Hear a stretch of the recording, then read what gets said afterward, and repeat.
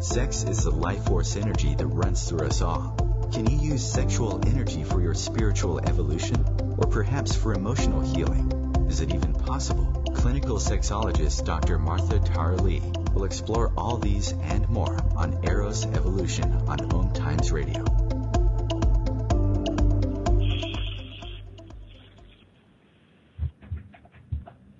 Hello, and welcome to Eros Evolution. This is where sexuality and spirituality meets. My name is Martha. I'm a clinical sexologist with a doctorate in human sexuality, and I'm from Eros Coaching. That's eroscoaching.com. And today we're talking about something really important, really close to my heart, and it is sex addiction. Have you had people who often just say you're a sex addict, or maybe you've accused people of being a sex addict? What exactly does being a sex addict mean? In today's show, the title is Sex Addiction is Not a Diagnosis. There's no proven support for either sex addiction or hypersexuality, which means people with super high sex drive. These are phony concepts that are used in sex-negative ways. This does not mean that people are out of balance or have obsessive compulsive disorder. CBT, or cognitive behavioral therapy, is believed to be the most effective way to deal with imbalances. Sex addict clinics overcharge for a condition that does not exist. Both the DSM, which stands for the Diagnostic Statistical Manual, and AASect, American Association of Sexuality Educators, Sexuality Counselors, Sexuality Therapists, have soundly rejected both concepts. Unfortunately, American Association of Marriage Family Therapy still supports these harmful concepts. And today with me, we have Roger Libby, Dr. Roger Libby, that is. He is a sexologist and a sex-certified sex therapist and a sexual troublemaker. He is a visible leader on the second sexual revolution from 1963 to 1975. He coined the term sex positive in 1976, and he started the National Orgasm Week during spring break in the mid-1970s. That's the first week of spring. He pioneered the pre-sex discussion to emphasize mutual consent in 1993 and has been on the NBC Nightly News, Oprah Winfrey twice, and CNN News Night. Dr. Libby hosted the Pleasure Dome radio show on a rock station in Atlanta for 3 years. He is the author of numerous academic and popular books, including Sex from R to Zipper and The Naked Truth About Sex, both available on Amazon. Dr. Libby gave a TED Talk on the next sexual revolution, and he is the leading person when it comes to the sex-positive enthusiasm revolution, which is already playfully underway. And you can find him at drrogerlibby.com. That's drrogerlibby.com. So welcome to the show, Doctor. Well, thank you, Martha. I'm really glad to be on your show. I think it's important to deal with this topic. Definitely. I definitely agree. So explain to us more. You're a pioneer of this work, so I have a lot of respect for you. You've been doing this way longer than me, for more than 40 years now. Mm-hmm. And so tell me about what you know about the history of sex addiction, the term sex addiction.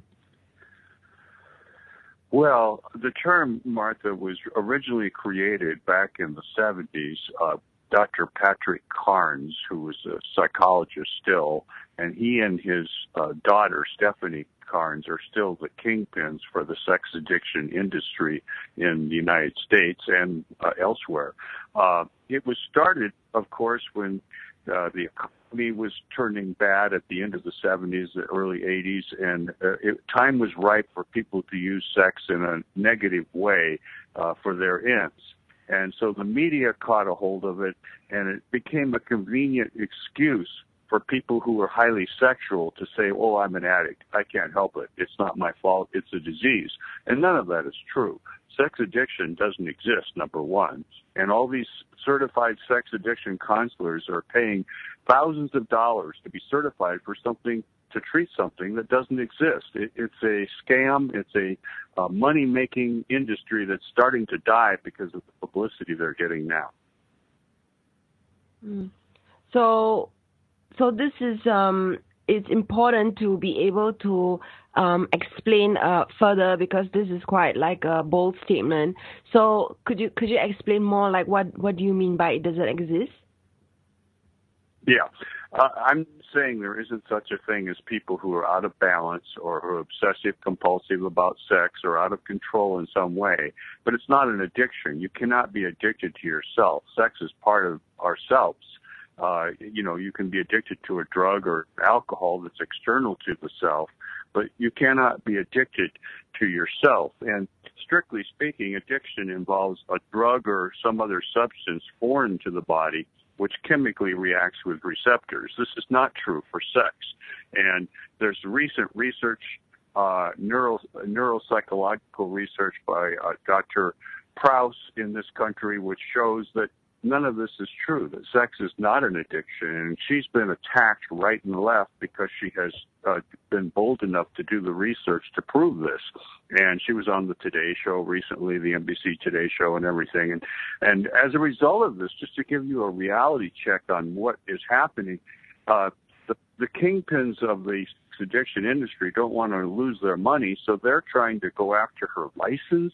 They're trying to go after other people's license, and they're trying to hurt people who are criticizing them because they see their industry starting to die. It's like the Titanic, and they're just rearranging the furniture while they go down.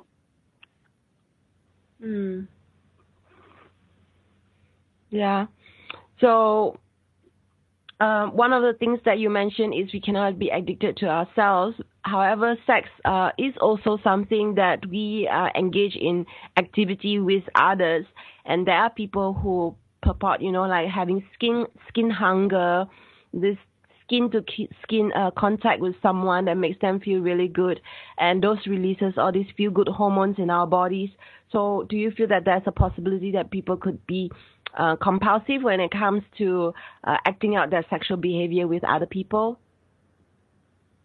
Well, I mean, I think people can be exploitive and they can be selfish, but generally speaking, they can find a way to control this. And if they can't, they need to see a good certified sex therapist, preferably AAMFT certified, who can help them with this to get back in balance without shaming them. See, the big problem with sex addiction is that these counselors shame people. They use 12-step programs, which is not therapy. The 12-step program was never therapy, and they're using it as a modality of doing therapy to stop people from masturbating what they say is too much or looking at pornography on the internet too much. What is too much? I mean, people have different levels of sex drive, and the research shows that it's the different levels of sex drive and whether they're highly religious that predicts whether, they have a problem or not. The highly religious people do have a problem with sex, and they tend to see themselves more as sex addicts than people who are not highly religious, for example. This is so beautiful. I really appreciate everything that you're sharing with us.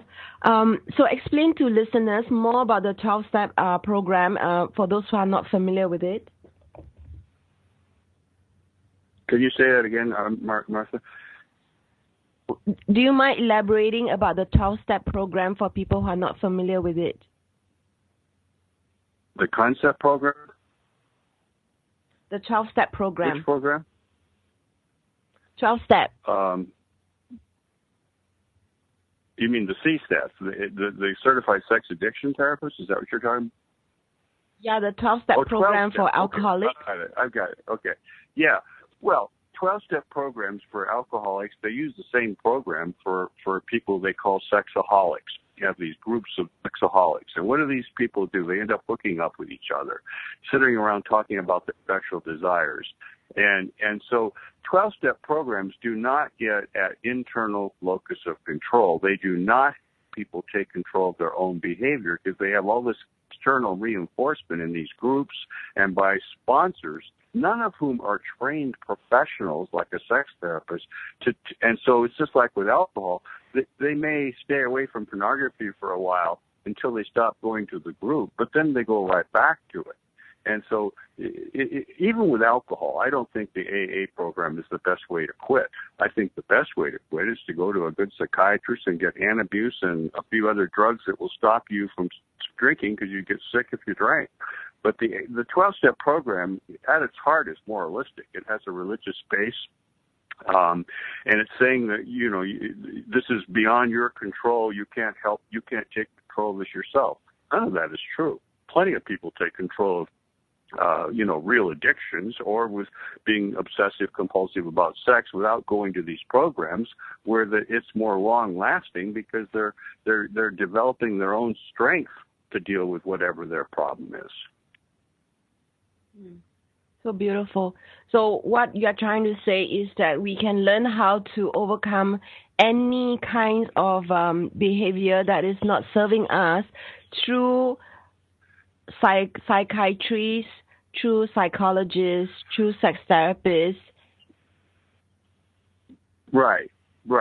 And I'm a cognitive behavioral therapist, so I think it's the quickest way to change thoughts so you can change behavior. And it really works with people who are out of balance with sex. So can you explain more about CBT and what that is about? Yeah, cognitive behavioral therapy is, I think we're going to have to get into it after our break here, and I'll explain. Yeah. Yes. So we'll explain more about CBT after this break. Thank you. Yes. Yeah.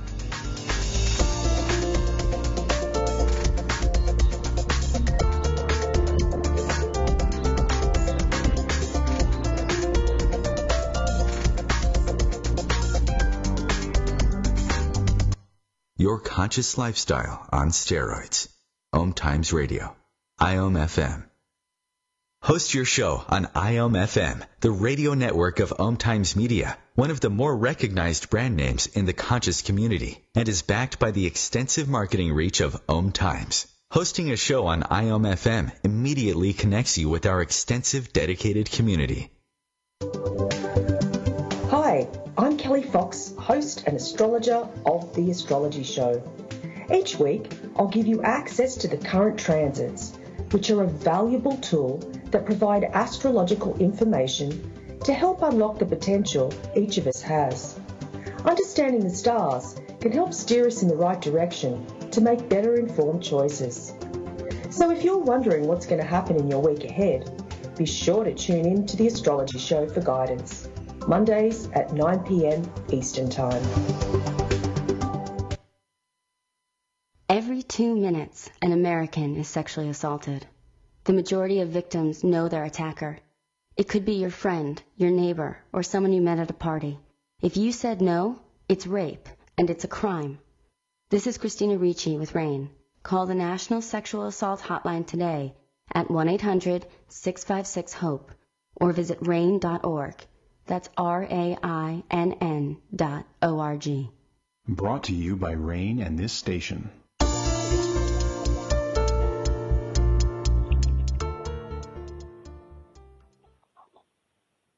And welcome back to Eros Evolution. This is where we always explore the link between sex and spirit. And today we are focusing on sex addiction. And there are lots of people who throw around this term sex addiction, the media being one of them.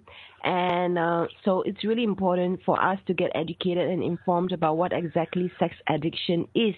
And what we've shared so far on today's show is that there's no proven support, I mean scientific support, of whether sex addiction or hypersexuality really exists.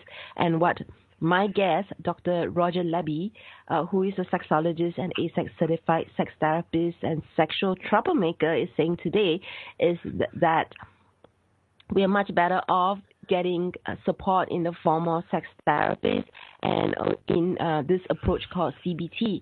So I'm with Dr. Roger Libby, and that's drrogerlibby.com. So, Doctor, could you explain a little bit more about CBT? We will be beginning to go into it just before the break. Sure. Sure. Cognitive behavioral therapy has been around for quite a few years, and it was originally developed in part as rational emotive psychotherapy by one of my mentors, who was Albert Ellis, and then it was later modified by several other people. Dr. David Burns is one of them. And I use Dr. David Burns' book, The Feeling Good Handbook, in my therapy. It's an excellent book because it includes mood logs where you write your negative thoughts the way you think them, like you're coding your brain, and then you put down one of 10 or a couple of 10 kinds of distorted thinking, like mind reading, fortune telling, blaming, to explain or show that why you have this thought. And then it's easier to get rid of it. And then you replace that thought with a more rational, positive thought. And so by writing out your thoughts, it's easier to get in touch with what they are than just reading a book. And then it's also easier to change those thoughts. So the thoughts are the key, Martha. Basically, we have to change our thoughts if we're going to change our emotions and our behavior. And that applies to any behavior, not just sex, but certainly to sex as well. Okay, beautiful. So I'm doing my master's in counseling right now, and actually with Monash University, and their specialization is CBT. So I really love the way you are able to articulate this. And so the link between our thoughts with our emotions, the way we feel, and with the way we behave, the way we act. So thoughts, actions, and behavior. And so what you're saying is that we're much better off learning how to self-regulate, self-manage, rather than continue engaging in behaviors that are probably exploitative or selfish. Yes, that's the whole point. We need self-regulation. Otherwise, we have to have self-regulation. Otherwise, if you're out in real life interacting with people, there's nobody else there to say, now you do this, or to control your behavior. You have to control your own, and you do it by controlling your thoughts. And so the whole cognitive behavioral approach is not moralistic like sex addiction, which is shaming people. The cognitive behavioral approach has been shown empirically to be extremely effective at changing thoughts and behavior, and also to affect emotions. And so one of the quickest ways and the most empirically proven ways to help people get back in balance in their lives, and that's not just with sex, with anything. Yeah. So I very much agree with you. I just want to make it clear to listeners that empirical means scientific, and there has been many studies to show that actually CBT's cognitive behavioral therapy works not just for what Dr. Libby is mentioning, which is a sexual compulsive behavior, but also many other forms of distress, anxiety, depression. And it's really learning how to regulate, manage yourself, and control your thoughts, because our thoughts is actually fundamentally what drives our behavior. And it's the same as self-discipline. There are some people who are able to manage their moods, and there are people who have no discipline whatsoever. And it's by training and using that muscle that is within us, the mental muscle, that we really start to get a hold of ourselves, so that we can actually function in high-stress situations. And this is what exactly we're talking about when it comes to CBT. So is there anything else you'd like to elaborate on, Doctor? Is there what now? Is there anything else that I'm missing out on CBT? Well, yeah, I just want to add that cognitive behavioral therapy, CBT, is extremely popular. And now there's, of course, different variations of it. People are talking about mindfulness and all this other stuff, and that's all fun. It's just that the basic cognitive behavioral therapy really works, and it works quickly. So if somebody wants short-term therapy, like to increase their self-esteem or affect depression or anxiety, it is an excellent modality of treatment. Beautiful. So how about those people who require medication when it comes to their behaviors? Basically, their thoughts are triggering this action. So fundamentally, it's the thoughts, the anxiety, the self-loathe or self-hate or self-harm behavior that is driving that. So you mentioned just now that psychiatrists prescribe medication. So would you say medication would be useful when it comes to people who are anxious? Yeah, that's a complicated question, and there's not an easy answer. I do believe in medications in some case, and I do believe in psychiatry. It's just that, worldwide, and certainly in the United States, we live in an over-medicated society, and I don't think that that's wise to over-medicate. On the other hand, some of the more modern medications and a few of the old ones are good in conjunction with like CBT to help people with depression, anxiety, and other problems that they have with mental health. So it's not that I disagree with all antidepressants, for example. I don't. I just disagree with those that affect people sexually and zonk them out so that they can't be as depressed, but they can't be joyful either, like the SSRIs, serotonin uptake inhibitors, are a perfect example. Those drugs are not good for us, and they're not good for sex. And general practicing doctors throw them like water at people because they know they're going to help with depression or anxiety. But what about the side effects? People are going to be depressed if they can't be sexual, for example. Yeah. So right? What about the long-term effects? Well, it depends on the drugs, of course. I'm not a psychiatrist, but I do know that there's some evidence, certainly in my practice and also in a psychiatrist practice that I work with, that long-term use, for example, of the serotonin uptake inhibitors, which is like Zoloft and, Effexor and all those, appears that it not only has a long half-life, that it takes a long time to wean yourself from the effect of these drugs, and you can't just stop them cold turkey. But there is some evidence now, and certainly my experience is that there can be long-term or even permanent side effects from these drugs on your sexual drive, on desire. And so that's a really serious issue. I think the same thing may be true of too much use of estrogen and progesterone in birth control long-term, that it not only lowers desire while you're on the hormones, but it could have effects that are much more long-lasting, and there's not enough research on this to say definitively. So for those people who are not sex educators and sexologists like ourselves, who are really, positive when it comes to sex, it's hard for some people to understand the importance of sex. So would you mind elaborating a little bit, like, so what if we don't have a sex drive? Why does it matter? Well, I think it matters because you can't have real intimacy in relationships without sex. Sex is the main conduit for intimacy and love. And so if you have a person that has no sex drive and the partner may have a sex drive and there's constant frustration, that's not good for a relationship. And many of those relationships end. And I think they end prematurely in many cases because they didn't seek out help from a qualified person like a sex therapist working in conjunction with an endocrinologist to figure it out. Another doctor, a good urologist or gynecologist or whatever. But that's what we need. The team approach, Martha, is the best way to solve these problems, is to work with a qualified physician who has some expertise in sexual medicine along with a certified sex therapist. That's the best way to solve these problems. Beautiful.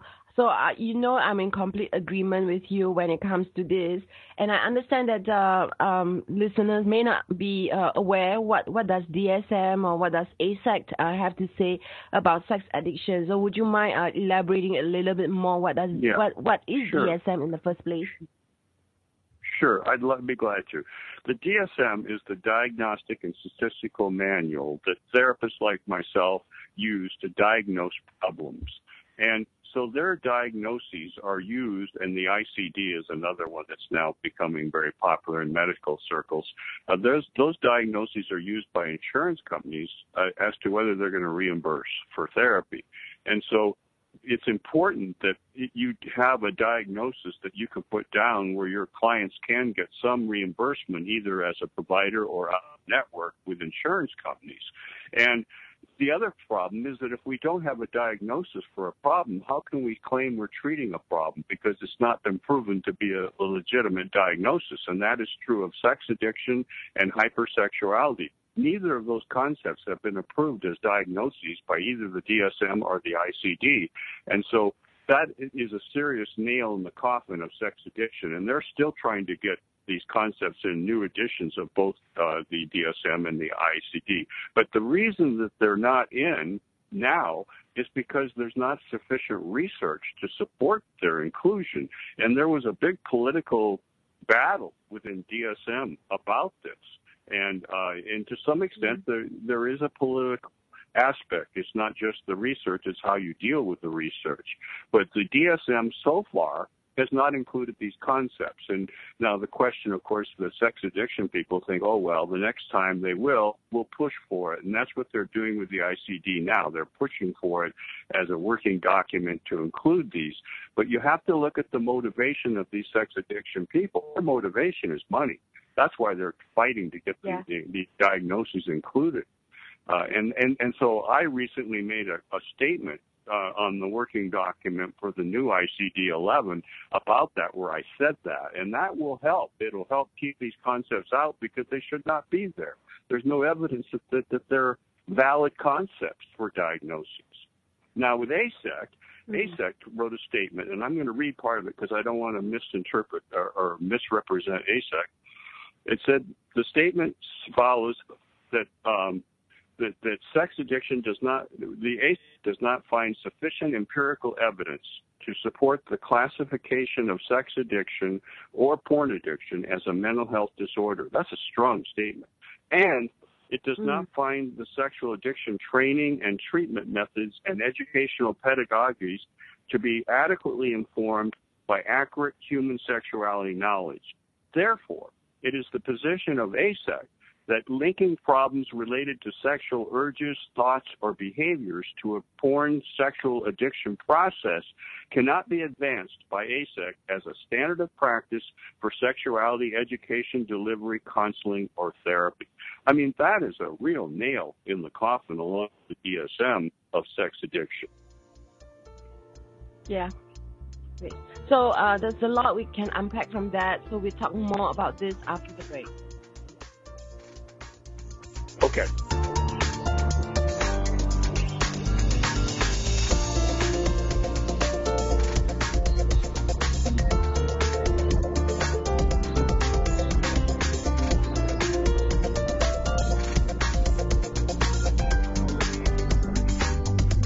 Free your mind with OMTimes Radio, AAMFT.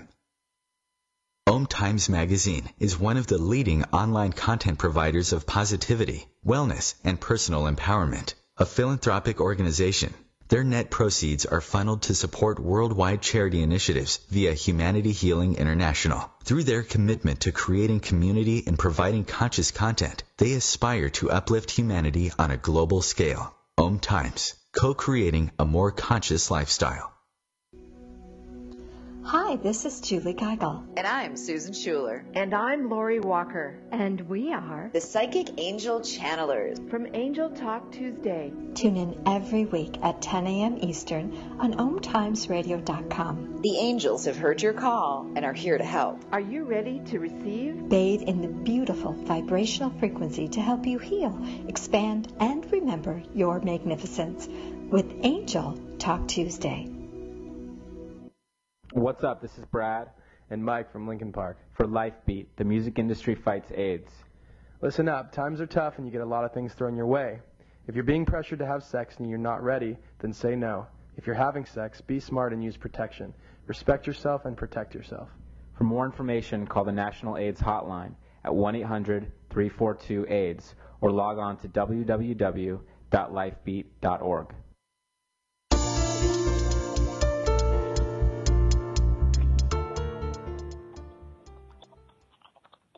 And you're listening to OMTimes. You're listening to Eros Evolution on the OMTimes Radio Network, and you can share this show with your friends by going to the link omtimes.com/mobile. With this link, you'll be able to listen to every single show without needing. You'll be able to listen to it live without needing to download any app. So I was going to say that you can Google Eros Evolution at a glance, and you'll be able to see every single one of my episodes without needing to download anything. So you can very quickly look at every single episode that I've had over the last 2 years. And so today we're talking about sex addiction is not a diagnosis, and I'm with the very seasoned and very, very good Dr. Roger Libby, and he's a sexologist, AAMFT certified sex therapist, and a sexual troublemaker. And you can see why, because he's very articulate about and informed about the topic of sex addiction.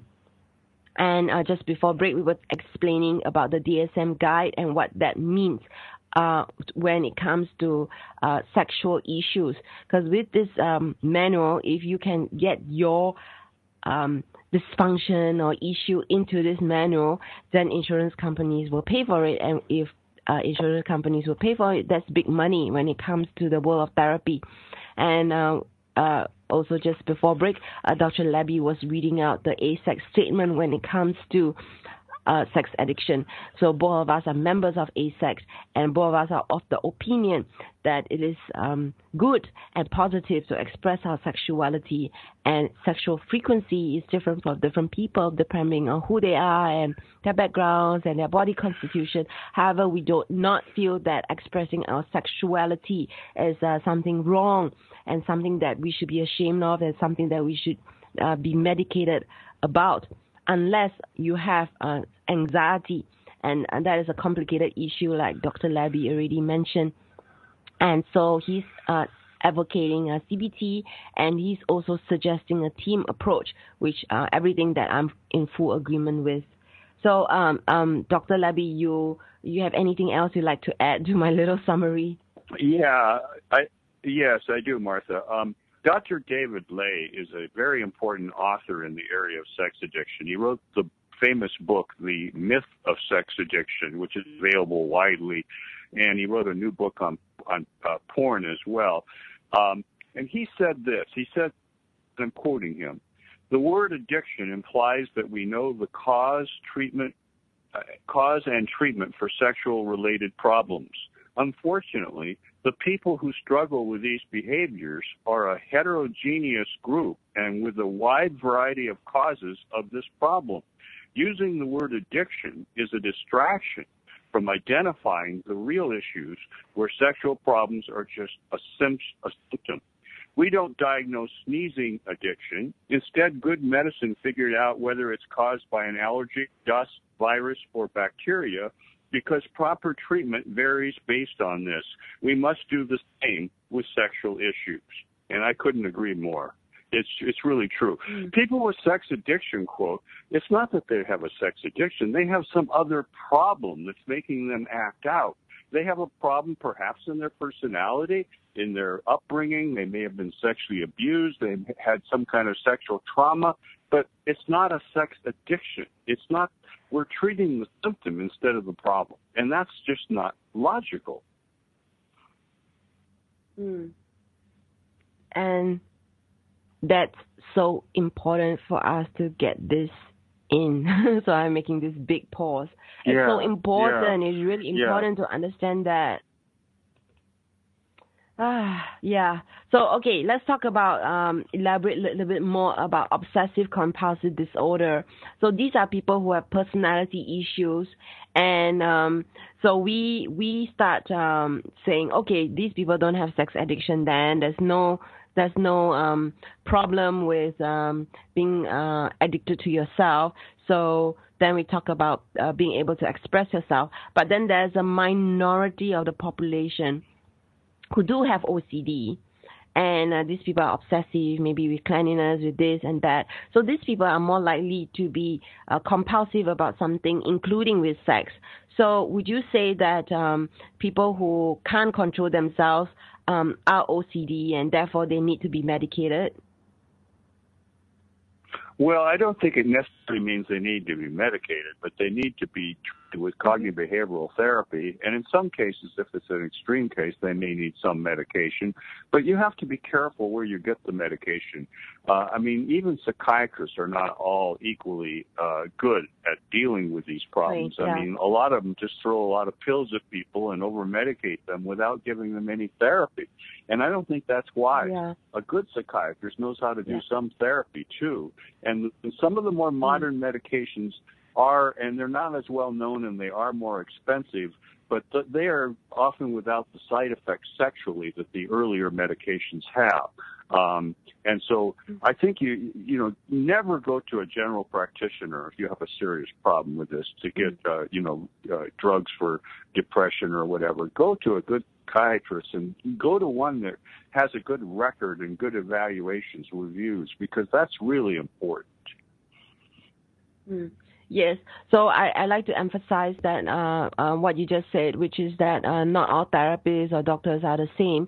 And it's so important that we do our own research and we ask questions around their reputation and their track record and their body of work and their training and the years in practice, so that we really get the best therapist that we can for ourselves. And sometimes maybe everything checks out on paper, but then we also need to have a rapport with our therapist so that we feel comfortable working with this person and that we trust that we are in good hands. And each step of the way we know what is happening, so that we don't give away our lives and our health to somebody else, but still remain very much aware of what is happening. So I appreciate your patience with. Yeah, go ahead. I was just going to say the issue of finding a good psychiatrist is not an easy one. You really have to do some research, because from my experience, most psychiatrists just throw pills at people. They barely talk to them, and that is not good medicine. You see what I'm saying? And so you have to really check and find somebody who has a personality. They can connect with you and not moralize or just dismiss you quickly. Yeah. So could you, I know you're not a psychiatrist, however, you have a lot of experience in this field, and you would probably be able to say something to every topic that I have. So how do you know when someone has OCD? Because we may know someone with OCD, we ourselves may have OCD and we don't even know it. So how do you know if someone is out of balance or has OCD? Well, it's not an easy one to diagnose. I mean, there are inventories, but it really just takes a very seasoned therapist to diagnose it, usually a clinical psychologist or a good psychiatrist, because it's kind of like figuring out who's bipolar. The average therapist just doesn't have the background to make that diagnosis. It would take a good psychiatrist or clinical psychologist. Okay.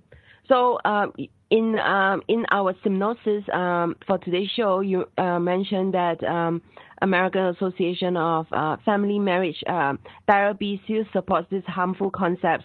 So basically, they recognize sex addiction, and I suppose that their therapists that joins their association would still be carrying out these harmful treatments and making people feel really bad about themselves, thinking through that maybe the 12-step program. Right. The American Association of Marriage and Family Counseling is totally remiss in not making a statement about sex addiction. Instead of criticizing the concept, which doesn't have any real good support, they've been supporting it by having major speakers in their major conferences, both in regional and national conferences, even recently. And I'm appalled at that. The lack of using evidence-based, empirical-based information to write a statement. And so what happens is AAMFT, unlike Aasect, is now being looked at suspect by a lot of therapists, including marriage counselors, for not taking a sense of leadership and direction in this area of sex addiction. It's appalling to me that the American Association of Marriage and Family Counselors has not been responsible at all about this. Yeah. So I really appreciate you sharing with us, because it's so important for people on the street, for men on the street, to become educated, because they're not therapists and they're not in this field, so they don't have access to the kind of information and training and knowledge and journals that we do. And so it's so important for people to start being educated that actually in the world of therapists, there's still a lot of conflict, and there are lots of people who are advocating the use of empirical evidence and data to show that there are treatments or non-treatments for such things. And it's so important that we stop using terms like sex addiction to make other people feel bad. and to make ourselves feel bad. Yeah. Yes. Yes. So I this think is when such our a big topic. professional organization, when our professional organizations, fail us, it fails our society. I mean, I know a lot of marriage counselors who are really fed up with their organization because they're not taking a logical, rational approach to dealing with controversy of any kind. They're just kind of zoned out about it all. And to give legitimacy to a concept that has no legitimacy illegitimizes the organization itself, in this case, AAMFT. Yes. Oh, this is such a big topic. So we talked about sex addiction. It would be really good to talk about more positive things. So I'm very interested because in this show we always explore the link. Yes, go ahead. Mm-hmm. I agree with you completely. I have offered, information about sexual enthusiasm. Certainly, people who are highly sexual can be normal, healthy sexual enthusiasts, not addicts. And so I in my humor book, the Sex from Awe to Zipper, which is a glossary with cartoons, I talked about an enthusiast in a very positive way. It's like a sex buff who adventurously prioritizes sex above work and boring routines in their lives. And whether they're monogamous or not, it's not the issue. It's, do they prioritize making love? Is it an important part of their relationship? And in our society, we don't prioritize it enough. What do? We wait till late at night and we're tired out or whatever, and so we don't have as much of a sex life as we should have as a society. Webster, in his dictionary, contended that an enthusiast is ardently attached to a cause, object, or pursuit. And he claimed that enthusiasm is a belief in special revelations of the Holy Spirit and a strong excitement of feeling, something inspiring zeal and fervor. I don't think he had orgasms in mind when he wrote this, but he may have been writing from a rare erotic fantasy. Who knows? Yeah. So it's really important to check out your books. Like I've read The Naked Truth About Sex, and it's really good. And Dr. Roger Libby has two books: Sex from Awe to Zipper, which he just mentioned, and The Naked Truth About Sex. Mm-hmm. Yeah, and I'm writing a new book too, but that's not out. I'm just starting it. It's going to be on the three. What is it going to be? The one in the 20s. When is it going to be? the new revolution is starting now, but the first revolution was in the 1920s with the flappers and the bohemians. The second revolution, as we indicated in another show we did, was from 1963 to 75. And the new one is starting now, just as our break starts. Great. So more with Dr. Libby after this break.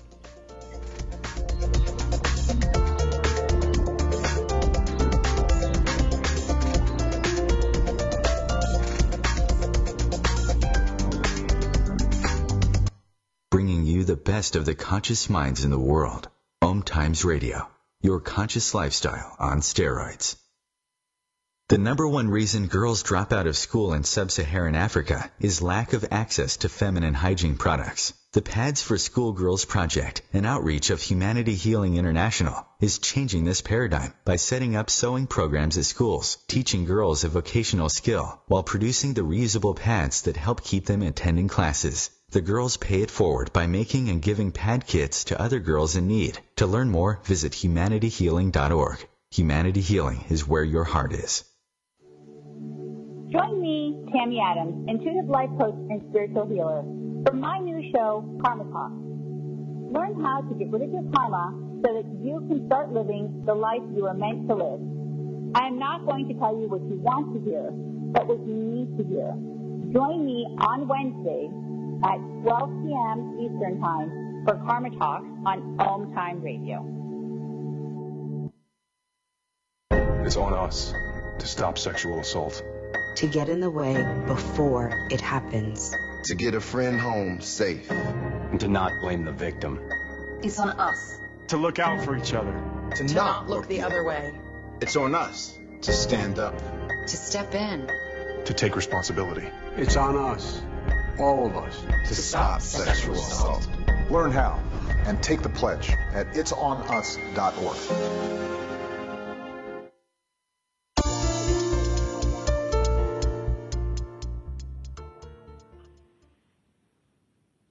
And welcome back to the last 15 minutes of today's show. I'm with Dr. Roger Libby. He's a sexologist, AAMFT certified sex therapist, and a sexual troublemaker. And today we've been talking about sex addiction is not a diagnosis, and we've explained why.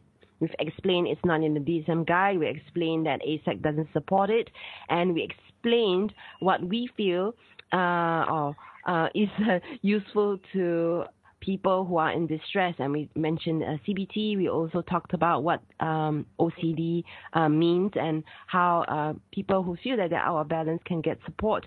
And it's really important that you seek out the right therapist for yourself and get educated about what is happening in the world of sex, because without the accurate knowledge and information, we just don't really know what we are doing to ourselves. So important to take responsibilities for ourselves.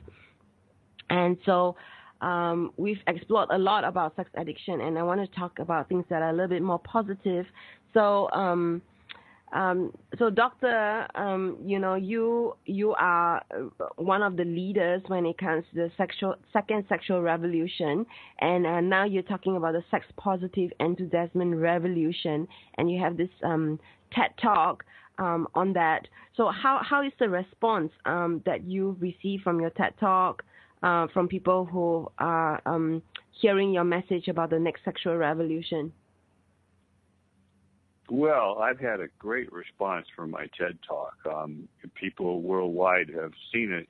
And, there's a lot of enthusiasm about a new sexual revolution.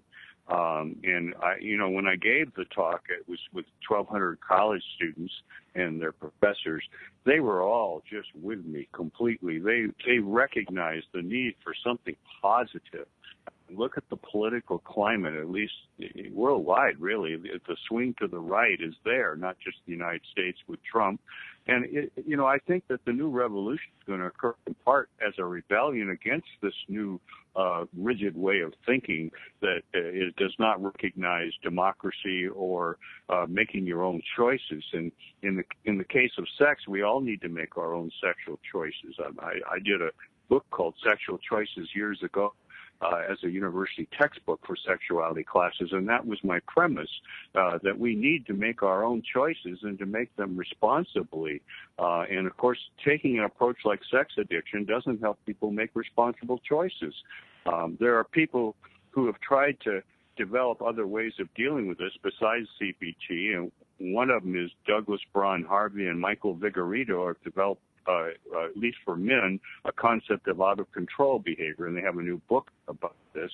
But we've got to take an approach that's positive, logical, responsible, and I think that has some sense of humor. There's no humor to the sex addiction people, whereas somebody who's into sexual enthusiasm and sexual revolutions tends to have more humor and to be more playful.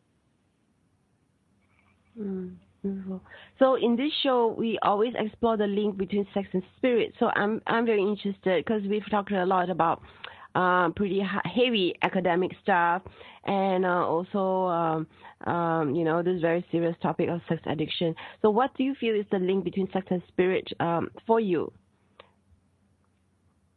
To keep the spirit? Well, I think, having a spiritual approach, it doesn't necessarily mean a rigid religious approach, but having some spiritual connection enhances intimacy. And so I think that the spiritual there's nothing wrong with being spiritual.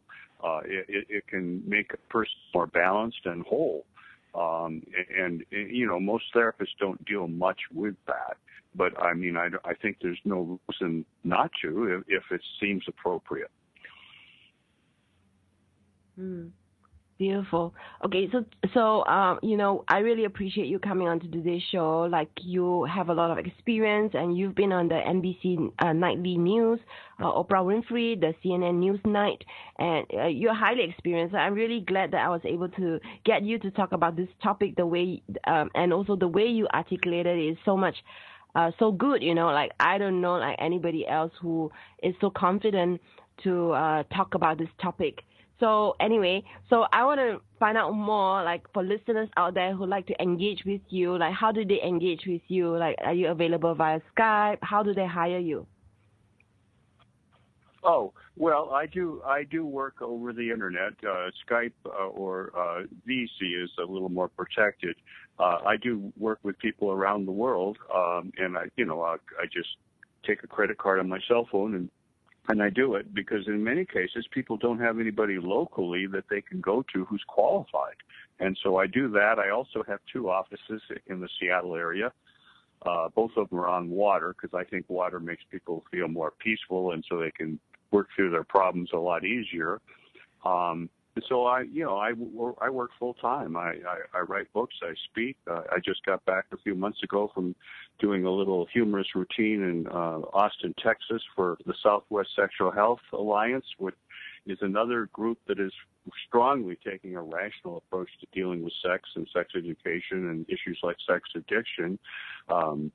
Heather McPherson and Dylan Davies are the 2 that started that. I also want to mention that there are some exceptions to the AAMFT people. Some of the people who are marriage counselors have taken on their own organization, and one of them is Jay Blevins, who's a sex therapist and a marriage counselor in Madison, Wisconsin, and he did a statement with a bunch of us helping him, which was published in one of the marriage counseling publications, which showed they have some awareness. They need to look at this more than just saying sex addiction is a good thing. Mhm. Whoa. Yes, that's great. That's great to know that there are people who are within the organization of AAMFT speaking up, and that's really important. Mm-hmm. Mm-hmm. So yes, this work continues. I hope they do take a more rational approach. I think they're under severe pressure to do so by their own members, not just people like me who are not a member. You see what I mean? Yeah. So the work continues, the dialogue continues, and the advocacy does not end. And it's really important for people out there to be informed so that they are in the know and they can start being more educated when it comes to using terms like sex addiction, because it is not a diagnosis. Mm-hmm. And with that, I'm really grateful for you to be on this show today. And so I just want to do a quick shout out. Earlier in March, the first week of March, there was the National Orgasm Week that you started, and I released a series of videos around orgasm, and so people can find it by just doing a quick search, National Orgasm Week, Eros Coaching. You'll be able to find those videos. And also Dr. Roger Libby's website, drrogerlibby.com. You'll find that he has made some videos relating to sex addiction. So if you like to, besides listening to this show or sharing this show with your friends, you can actually go to his website and see some of the resources that he's already put out. Yeah. And yes, I have several blogs on sex addiction. Yeah. Yeah, and you also have a, do you have a, I can't remember, do you have this e-newsletter thing that people can sign up for as well? A newsletter? Yeah. What did you say, Martha?